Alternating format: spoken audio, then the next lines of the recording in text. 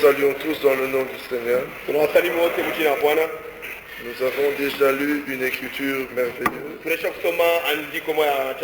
dans le livre de Luc et nous allons revenir là parce que ceci est important. Il est bon que nous comprenions comment Dieu agit, parce que dans les choses de Dieu il n'y a pas de place pour l'homme. Rien de bon ne peut venir de l'homme. L'homme est né pécheur. Il a la mort en lui. Et sa parole ne peut pas donner la vie. Mais il est dit de la parole de Dieu qu'en elle est la vie. Cela c'est dans Jean chapitre 1er. Il est dit au verset 4. En elle était la vie, et la vie était la lumière des hommes. La parole de Dieu est la semence de vie. La parole de Dieu a en elle la vie de Dieu. Et la parole de Dieu, comme nous l'avons entendu à l'ouverture, produit ce que Dieu veut. Mais il y a plusieurs manières de venir au Seigneur. Et si on ne vient pas de la manière correcte, on ne peut pas obtenir de Dieu ce que Dieu veut. Dans la Bible, nous voyons dans le livre de Jean, au chapitre 6, qu'il y avait des hommes qui étaient venus vers Jésus. Et cela, c'est au verset 26. Jésus leur répondit, en vérité, je vous le dis. Vous me cherchez, non parce que vous avez vu des miracles, mais parce que vous avez mangé des pains et que vous avez été rassasiés. Il y a des gens qui viennent vers le Seigneur pour des choses naturelles. Il y en a d'autres qui viennent vers le Seigneur afin d'obtenir des miracles. Mais il y avait un groupe d'hommes parmi lesquels se trouvait Pierre. Alors que Jésus venait de parler durement. Et maintenant nous entrons dans ce qui est intéressant. Parce que le Seigneur a dit, toujours dans le livre de Jean, verset 37, tous ceux que le Père me donne viendront à moi, et je ne mettrai pas dehors celui qui vient à moi. Quand quelqu'un vient à Jésus, comme nous l'avons entendu hier, et comme le dit le chant, Jésus ne le met pas dehors. Tu ne peux pas rentrer tel que tu étais venu. Ce n'est pas possible. Si tu rentres tel que tu étais venu, soit tu n'as pas entendu la parole de Dieu, soit tu as entendu la parole de Dieu, mais ton cœur était endurci. Mais si tu viens avec le cœur ouvert, tu ne peux pas rentrer main vide. Amen. Et nous ne savons pas ce qui est bon pour nous. Mais le Seigneur, lui, sait ce dont nous avons besoin. Même si nous venons ne sachant pas exactement ce dont nous avons besoin, Dieu qui est un véritable Père pour nous, nous donnera toujours ce qui est bon pour notre vie. Alors la Bible dit, dans le livre de Luc au chapitre 5, là où nous étions, au verset 4, Lorsqu'il eut cessé de parler, Jésus dit à Simon, avance en pleine eau et jetez vos filets. Mais Simon venait de pêcher toute la nuit. Il lui dit, maître, nous avons travaillé toute la nuit sans rien prendre. Nous avons travaillé toute la nuit, il n'y avait rien. Mais sur ta parole, je jetterai le filet.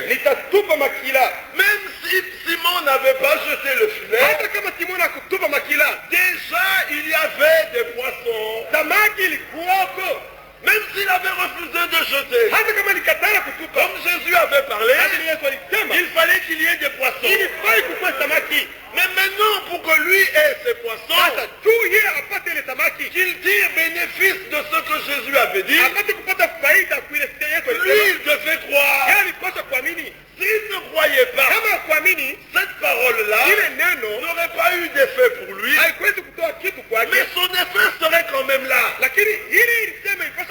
La parole de Dieu a son effet. Mais vous pouvez la rendre sans effet pour vous.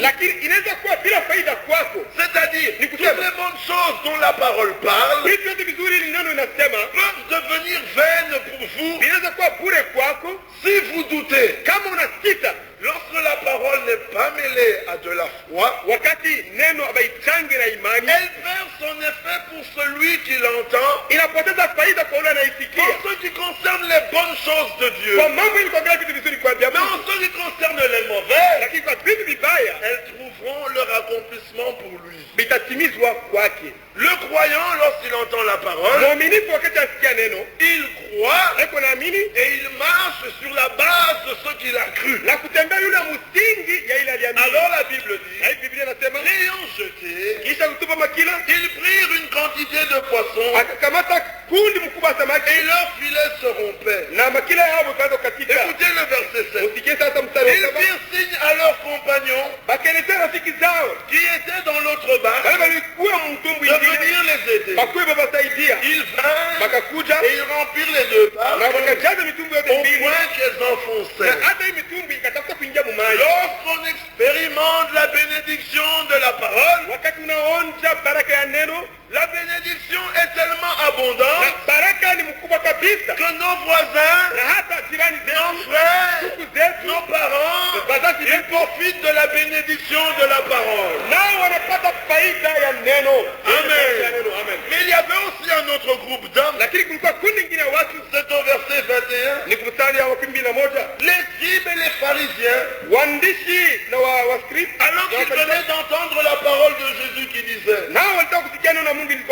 tes péchés te sont pardonnés, se mirent à raisonner et à dire. Le croyant, lorsqu'il entend la parole, il croit et agit. Le soi-disant croyant, il se met à raisonner sur la parole de Dieu. On ne raisonne pas sur la parole de Dieu. Toi, tu es fini. Tu es limité. Tu es un homme. Tu veux raisonner sur ce qui est infini, sur ce qui est limité. Nous sommes charnels et vendus au péché. Mais la loi, elle est divine et elle est sainte. Comment veux-tu raisonner quelque chose qui te dépasse? Non.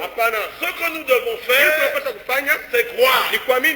Lorsque nous croyons, Luc chapitre 24, lorsque vous croyez la parole, la Bible dit, verset 45, alors il leur ouvrit l'esprit afin qu'ils comprennent les Écritures. D'abord vous croyez, vous ouvrez votre cœur, mais alors après, le Seigneur lui-même vous ouvre l'esprit afin que vous compreniez les Écritures.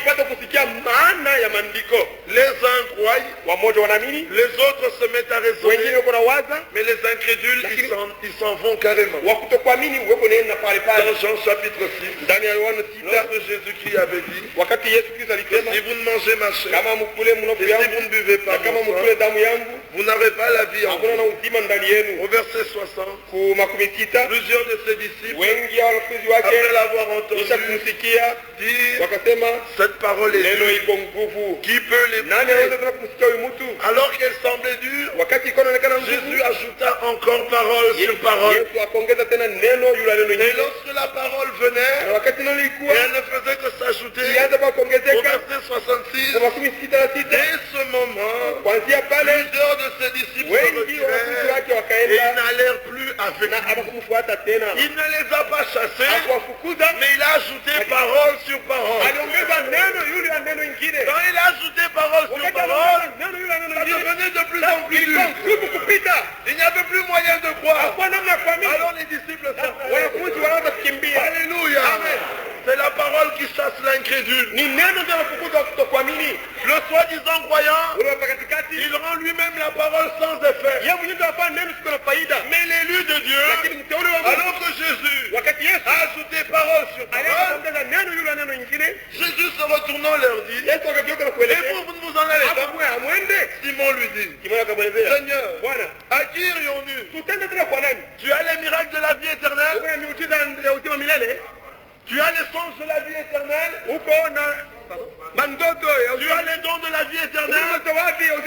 Tu as les paroles de la vie éternelle? Au commencement n'étaient pas les dons. Au commencement n'étaient pas les miracles. Au commencement n'étaient pas les visions. Au commencement était la parole. Et à la fin, il y aura encore la parole.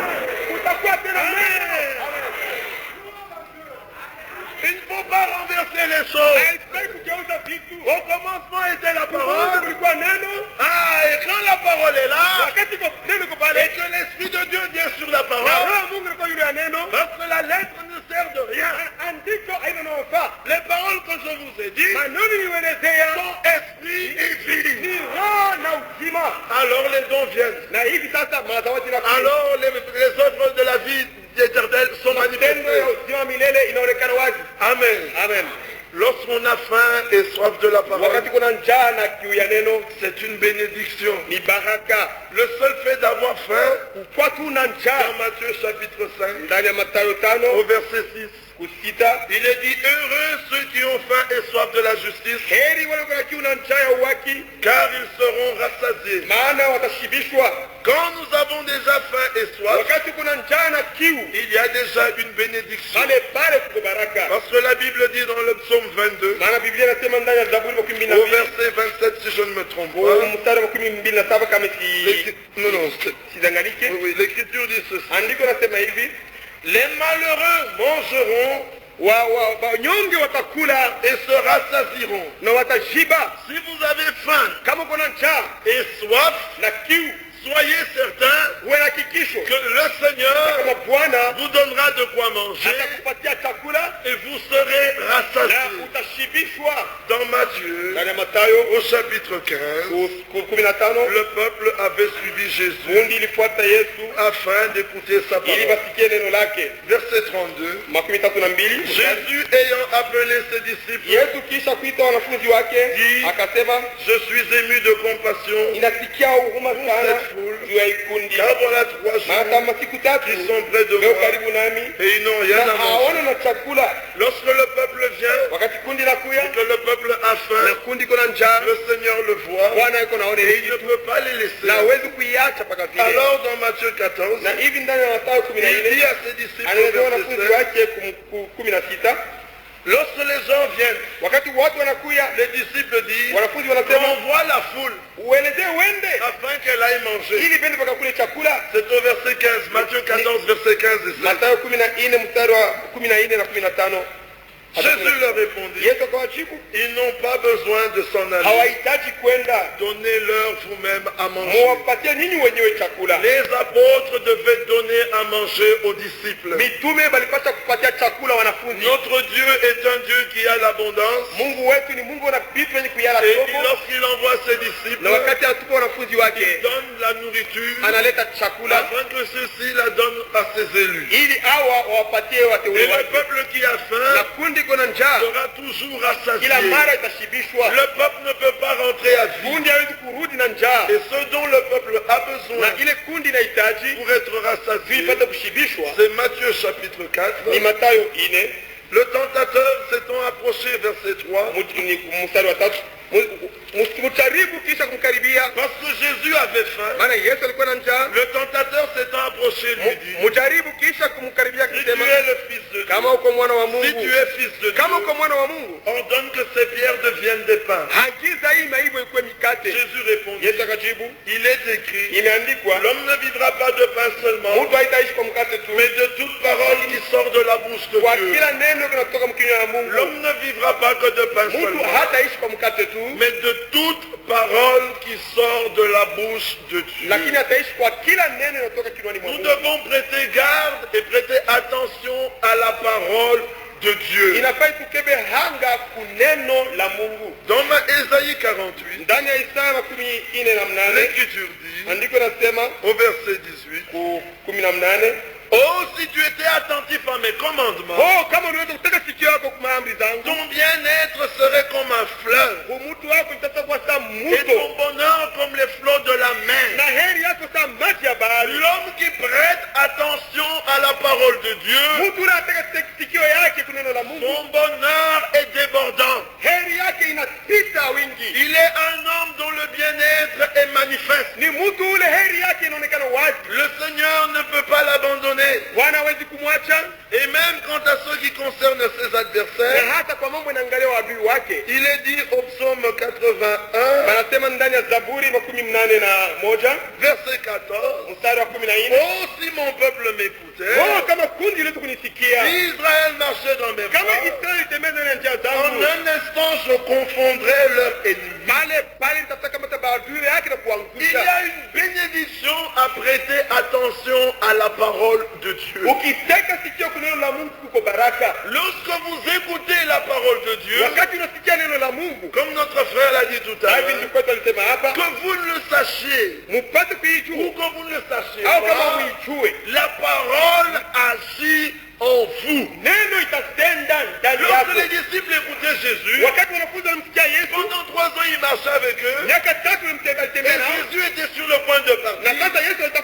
Jésus leur dit dans Jean 15, je m'excuse si je suis rapide, c'est parce que nous n'avons pas beaucoup de temps. Il dit ceci au verset 2. À partir du verset 1er. Je suis le vrai cep et mon père est le vigneron. Tout sarment qui est en moi et qui ne porte pas de fruits, il le retranche. Et tout sarment qui porte du fruit, il l'émonde afin qu'il porte encore plus de fruits.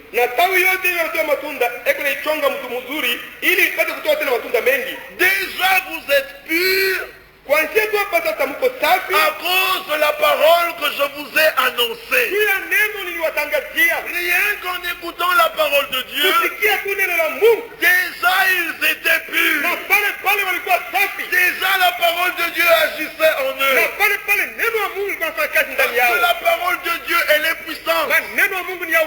Elle est efficace. Elle est tranchante. Elle transforme. Elle crée.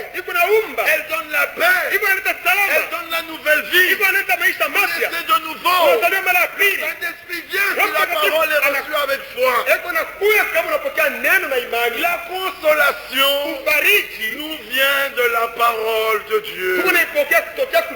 Dans 1 Thessaloniciens 4, le Seigneur, le Paul parlant aux Thessaloniciens, leur dit que ce que je vous ai annoncé, c'est d'après la parole du Seigneur.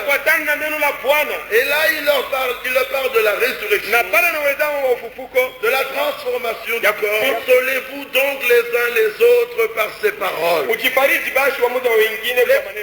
promesses que Dieu nous a données dans sa parole sont pour nous un sujet de joie et Kristo ni kitu ya furaha, un sujet de certitude, ni kitu ya hakikisho, un sujet de foi, ni kitu ya imani, un sujet d'assurance, ni kitu ya hakikisho, un sujet de consolation, ni kitu ya ufariji, un sujet de certitude, ni kitu ya hakikisho que Dieu qui a fait la promesse, Mungu ule alileta malako, est fidèle, ni mwaminifu.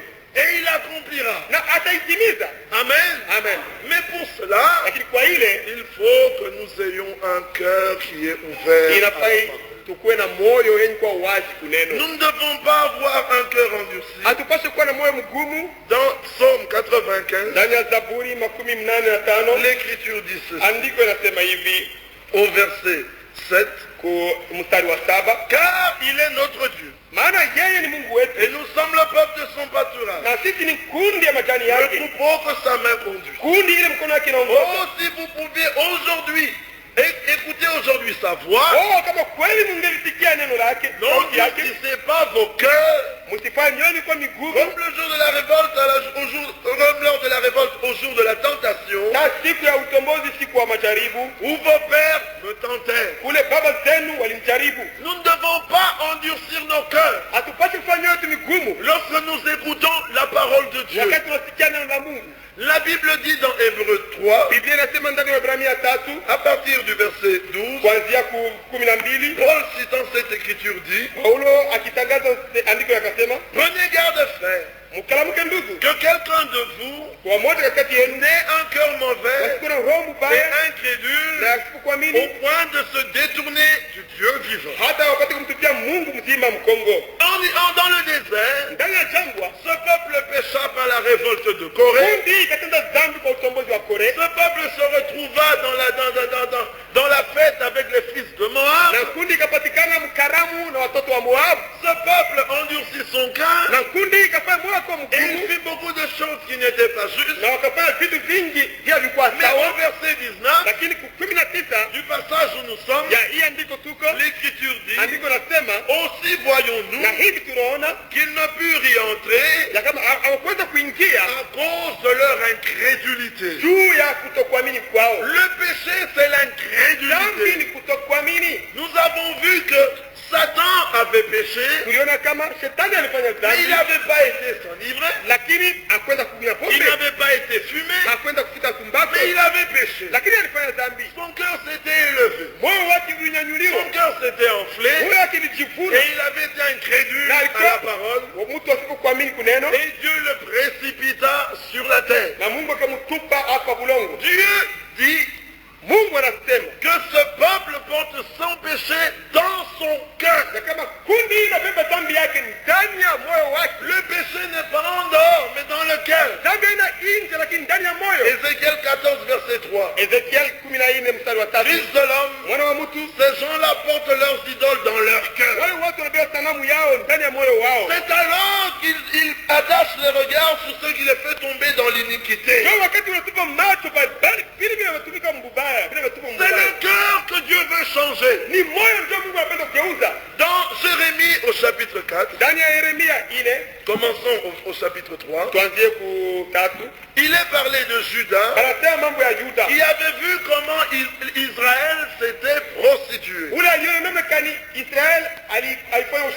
Et au verset 10, Dieu dit, malgré tout cela, la perfidie de Judas, sa sœur,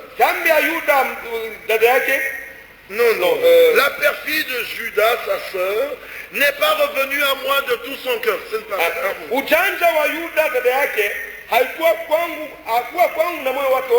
avec fausseté qu'elle l'a fait. Dieu sonde les cœurs. Vous connaissez cela. Si vous voulez l'écriture, nous pouvons prendre cela peut-être dans Jérémie 12, verset 3. Et toi, Éternel, tu me connais. Tu me vois. Tu sondes mon cœur qui est avec toi. Dieu sonde le cœur. Et Dieu veut que nous puissions purifier notre cœur. Jérémie 4, 14. Purifie ton cœur du mal, Jérusalem, afin que tu sois sauvé.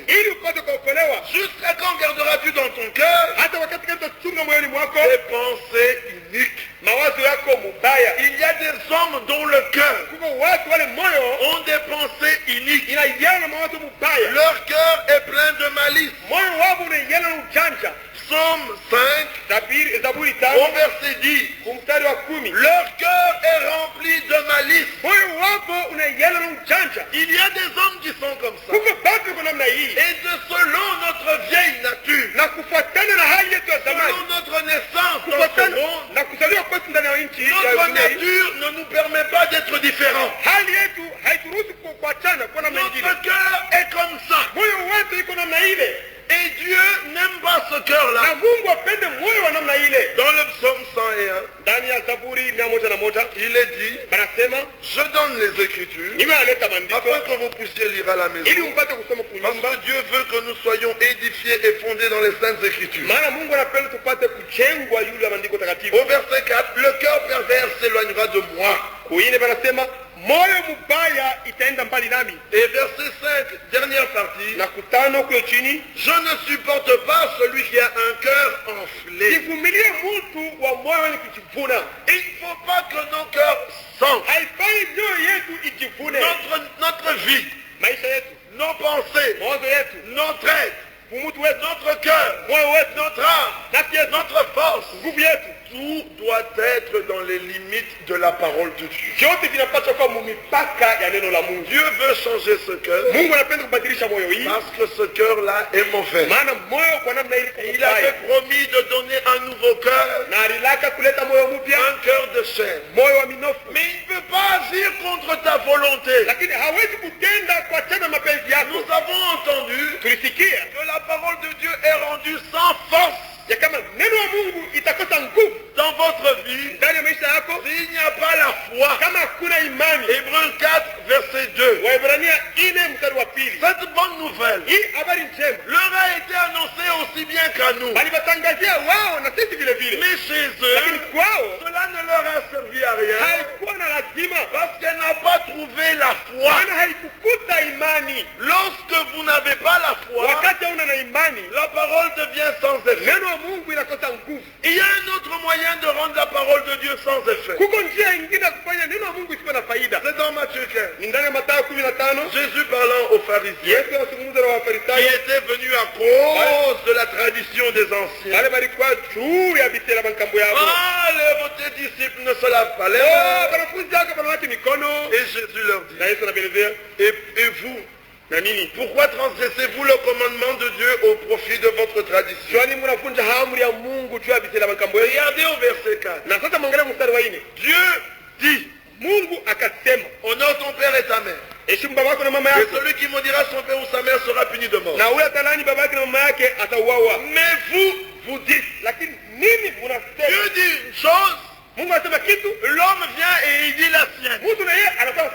Lorsque vous ajoutez ou vous retranchez, lorsque ce que vous dites ou ce que vous croyez est mêlé à la pensée, à la parole de l'homme,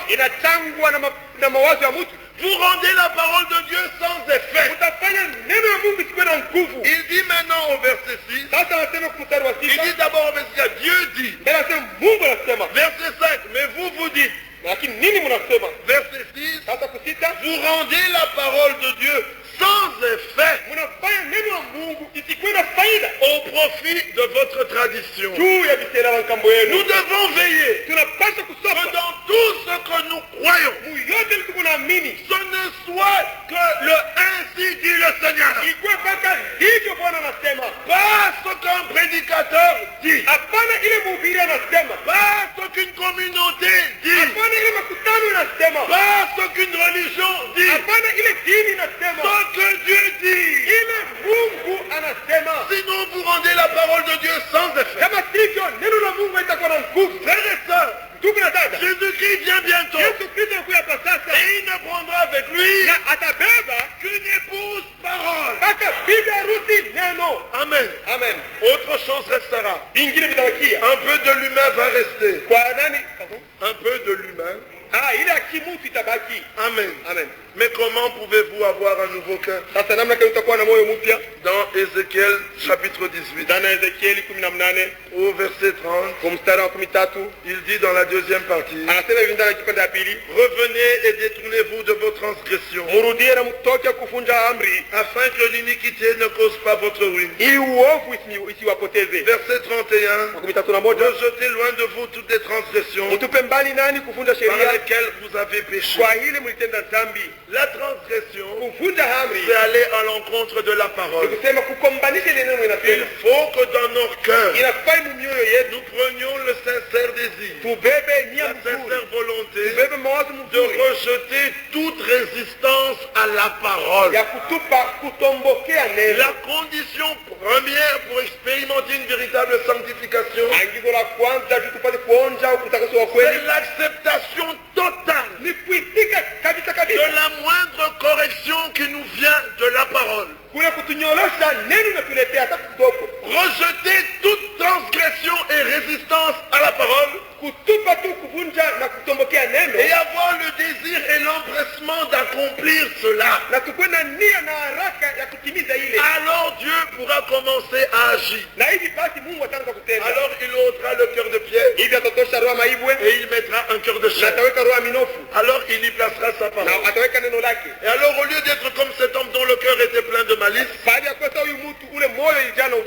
seras un homme dont le cœur sera changé. Selon que David dit dans le psaume, psaume 27, au verset 8, mon cœur dit de ta part, cherchez ma face. Amen. Amen. Dieu, Ésaïe 57, Dieu se tient aux côtés des esprits qui sont humiliés, des âmes qui sont contrits. Cela est au verset 5. L'homme qui est humilié et qui veut réellement expérimenter la parole, Dieu se tient à côté de cet homme-là. Ceci est très important. Parce que de par notre naissance, notre nature est mauvaise. Adam n'était pas l'image de Dieu. Adam avait été fait à l'image de Dieu. Cela c'est dans Genèse chapitre 1er à partir du verset 26-27. Adam avait été fait à l'image. Adam n'était pas sorti de Dieu. Adam n'avait pas la nature de Dieu. Adam était différent. Et parce que cet homme a été placé dans un corps de chair, il a pu tomber. Et alors quand ces hommes ont paru sur la terre, Dieu les a appelés une race perverse. Dans Deutéronome 32 au verset 5, là c'est Moïse qui parle. Et il dit, s'ils se sont corrompus, à lui n'est point la faute. La honte est à ses enfants. Race fausse et perverse. Par notre nature, nous sommes une mauvaise race.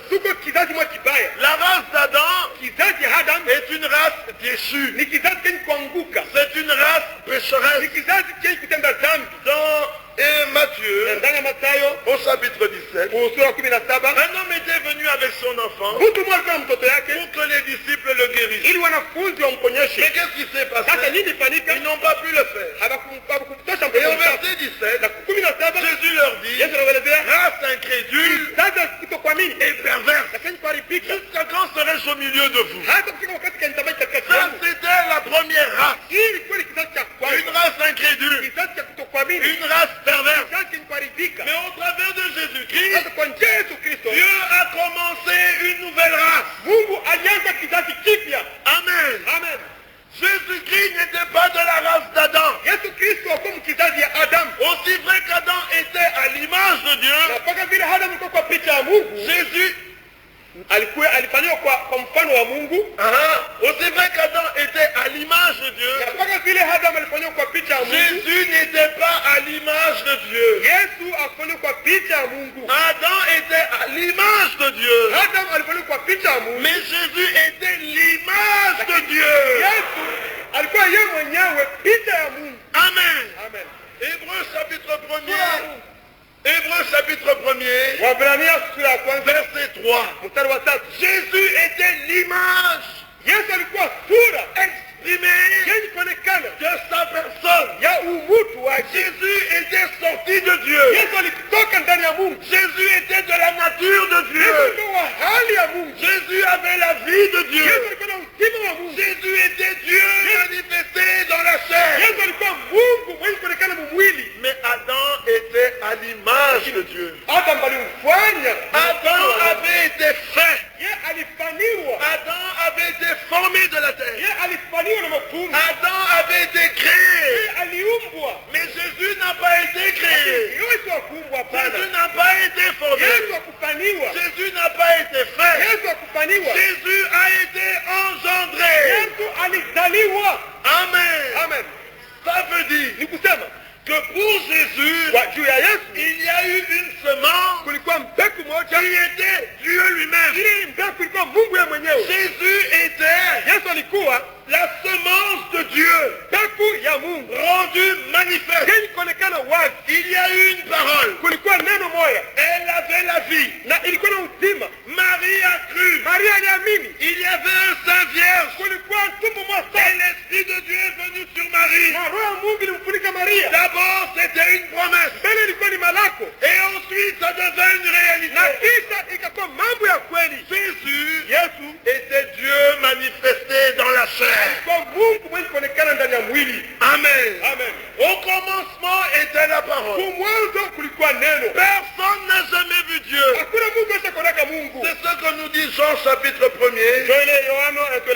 Au verset 18. Personne n'a jamais vu Dieu. Personne. Les prophètes n'ont pas vu Dieu. Israël n'a pas vu Dieu. Dieu, dans sa nature. 1 Timothée 6,16. A dit d'une lumière inaccessible. L'homme ne peut voir. Il n'a jamais vu. Mais au commencement, Dieu sortait de sa sortie, de sa forme originale, et il se forma un corps spirituel. Et on vit le Seigneur. Dieu, dans l'Ancien Testament, s'est révélé en tant que Seigneur. Celui que Moïse a vu, c'était le Seigneur. Celui qu'Abraham a vu, c'était le Seigneur. Celui qu'Ésaïe a vu, c'était le Seigneur. Mais Dieu, personne ne l'a jamais vu.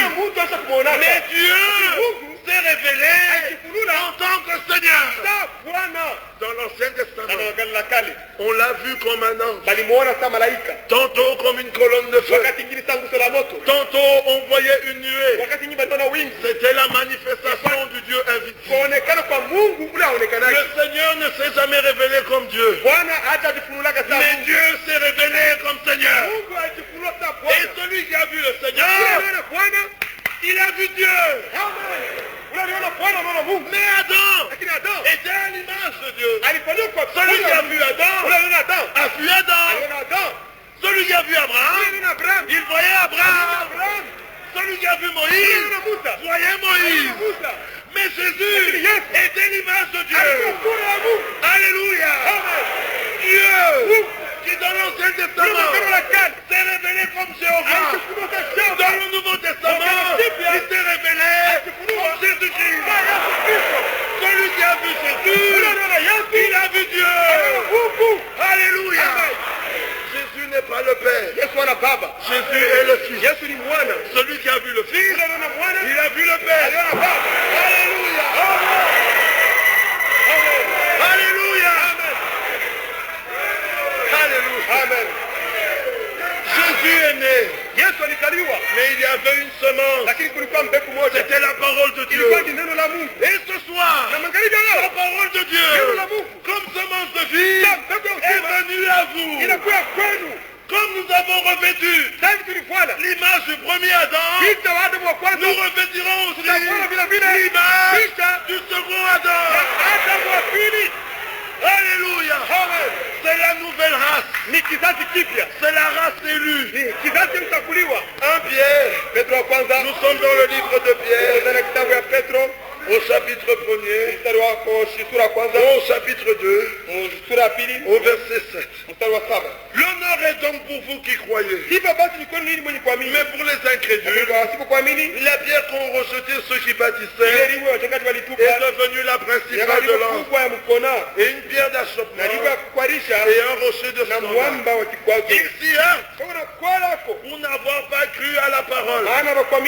Et c'est à cela qu'ils sont destinés. Quand un homme ne croit pas à la parole, il se heurte à Jésus-Christ, qui est la pierre d'achoppement, qui est un rocher de scandale. Verset 9. Vous au contraire, vous êtes une race élue. C'est la nouvelle race. C'est la race divine.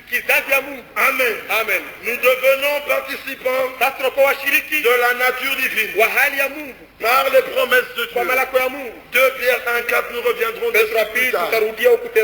La première race était une race déchue. Mais en Abraham, Dieu avait montré le type de race qu'il voulait. C'est pour ça que dans Ésaïe, au chapitre 41, il est dit au verset 8, mais toi Israël mon serviteur, Jacob que j'ai choisi, race d'Abraham que j'ai aimé. Amen. Jésus est le fils d'Abraham. Et Abraham est le père de la foi. La race d'Abraham, c'est une race de foi. Elle croit contre toute espérance. Elle croit que tout ce qui est contraire à la parole n'existe pas. Quelle parole? La parole écrite. Pas les pensées d'un homme. Parce qu'un homme veut bien voir ou entendre. Mais ce que Dieu dit. Et c'est sur cette race-là que Dieu répand de son esprit. Ésaïe 44, au verset 3, en parlant d'Israël, je répandrai mon esprit sur ta race et ma bénédiction sur tes rejetons. Dieu a commencé une nouvelle race en Jésus. Et cette race-là, Acte chapitre 17, il est dit au verset 28, dernière partie, de lui nous sommes la race. Ainsi donc, frère, étant de la race de Dieu, la race de Dieu a sa vie. La race d'Adam a la sienne. La vieille race a un mauvais cœur. La nouvelle race a un cœur qui l'exhorte à rester attaché à Dieu. David était un homme selon le cœur de Dieu. Son cœur était attaché à Dieu. Dans le psaume 51, il dit, Seigneur, crée en moi un cœur pur. Cela c'est au verset 12. Renouvelle en moi un esprit bien disposé. La nouvelle race a un cœur pur. Les œuvres n'amènent pas la vie. Israël l'a recherché par une loi des œuvres. Alors il a échoué. Cela c'est dans Romains au chapitre 9. Il est dit ceci. Verset 31. Tandis qu'Israël qui cherchait une loi de justice n'est pas parvenu à cette loi. Pourquoi? Parce qu'Israël l'a cherché. Non par la foi, mais comme provenant des œuvres. Bien-aimés frères, ce n'est pas par les œuvres. Dans Luc 18, le jeune homme riche est venu à Jésus. Il a dit, que dois-je faire pour hériter la vie éternelle? Jésus lui a dit, tu connais la loi. ne vole pas, ne triche pas. Et tout cela. Il dit, j'ai tout fait depuis ma naissance. Dans le livre de Marc, la Bible dit, Jésus le regarda et l'aima. Vous voyez, il avait pratiqué la loi. Maintenant il dit, j'ai tout fait, mais je n'ai pas la vie éternelle. Vous pouvez pratiquer toute la loi et ne pas avoir la vie éternelle. La Bible déclare que celui qui a le Fils, il a la vie. Celui qui écoute ma parole, Jean 5,24, et qui croit en celui qui m'a envoyé, là où il a la vie éternelle. Ce n'est pas les efforts, ce ne sont pas les prières ni les jeûnes, ce ne sont pas tout ce que nous pouvons faire.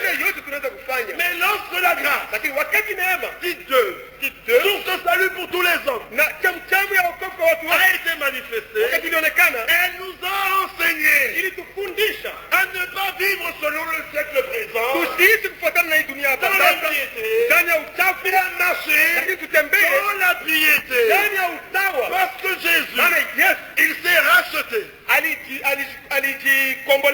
Et il a purifié un peuple qui doit lui appartenir. Il s'est lié pour les bonnes œuvres.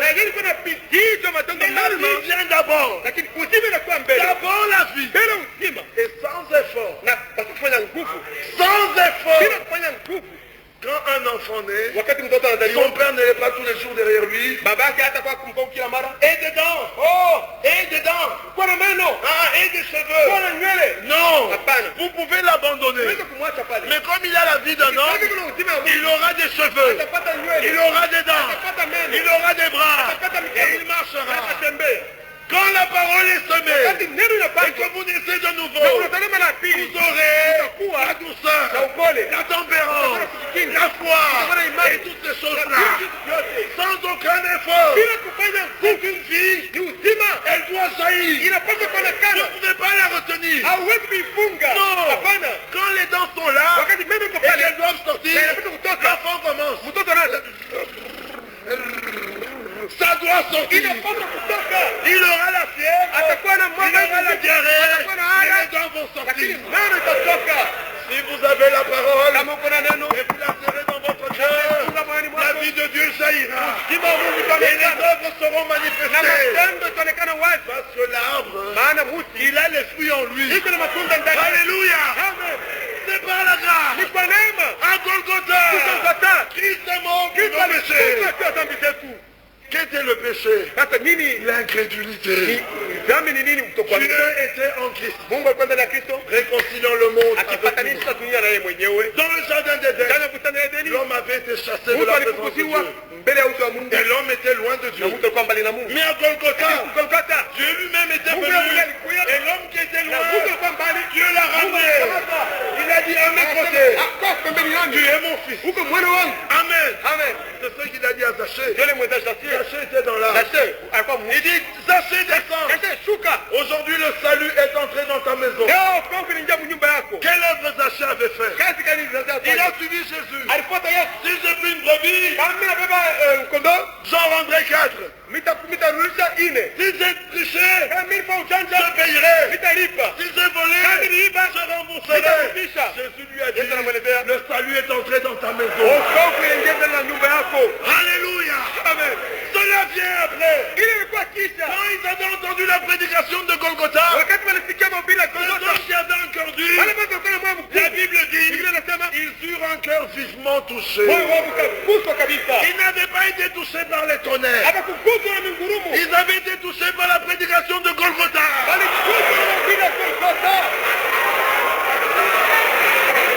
Alléluia.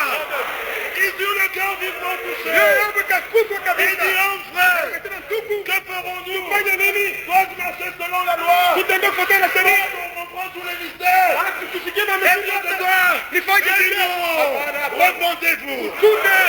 Et soyez baptisés au nom de Jésus-Christ. Et le Saint-Esprit viendra. À Golgotha, nos péchés ont été pardonnés. À Golgotha, le péché a été ôté. À Golgotha, Satan a été vaincu.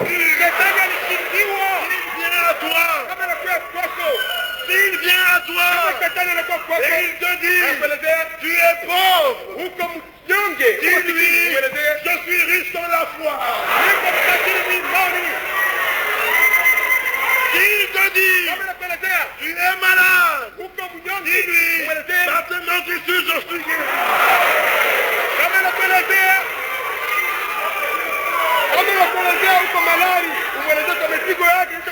Alléluia. S'il te dit, tu es laid, dis-lui, en Jésus-Christ je suis bon.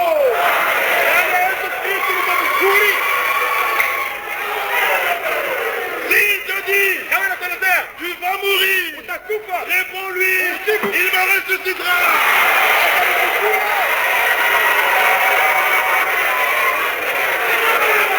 S'il te dit, tu n'as pas de maison, dis-lui, dans le ciel c'est une demeure. Alléluia. Alléluia. Prions le Seigneur. Louez le Seigneur. Lèvons-nous pour glorifier pour l'œuvre de Golgotha. Alléluia. Prions le Seigneur.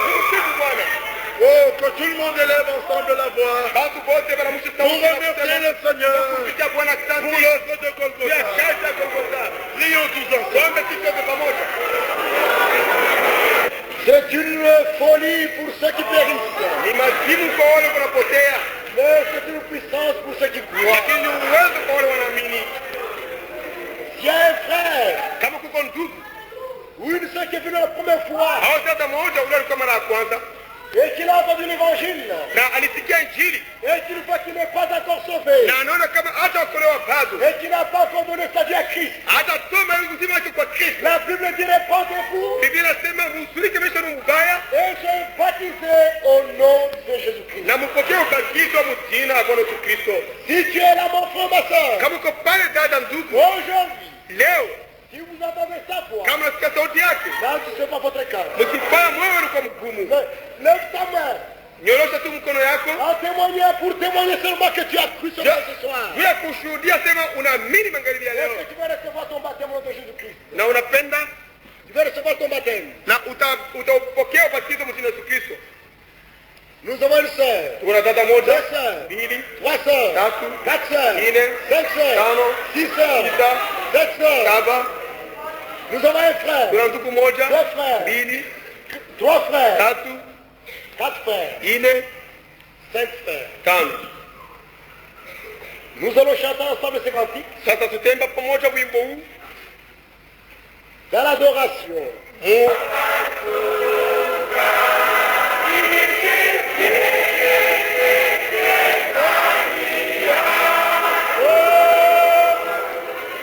Que tu as manifesté pour nous Jésus-Christ. Comme la Bible le dit, Dieu a aimé le monde qu'il a donné son Fils unique afin que quiconque en lui ne périsse point et qu'il ait la vie éternelle. Merci Seigneur, parce que nous avons la vie éternelle. Seigneur, merci. Tu nous as donné gratuitement cette vie. Nous n'avons pas acheté comme nos œuvres. Tu nous as donné par la mort de Jésus-Christ. Seigneur, merci. Parce que nous avons reçu la rémission de nos péchés. Nous avons la vie éternelle. Nous sommes les hommes heureux. Nous sommes les élus. Nous sommes un peuple acquis, Seigneur. Seigneur, merci. Parce que bientôt tu viens nous enlever. Merci Seigneur. Maintenant nous allons partir. Que ta paix et ta grâce nous accompagnent au nom de Jésus-Christ. Amen. Kama unapenda kusema mtushasa, dis mon frère, unasema ndugu yangu, que Dieu te bénisse. Mungu akubariki. Si tu parles en Swahili, kama unasema Mswahili, dis mon frère, Mungu akubariki. Dieu te bénisse. Ah, faisons cela. Fanya vile. Dieu te bénisse. Que Dieu te bénisse. Amen. Qui te bénisse. Amen. Amen. Amen. Amen. Amen. Que Dieu bénisse. Mungu abariki. Amen. Amen. Jésus vivant. Yesu vivant. Amen. Nenda wikani.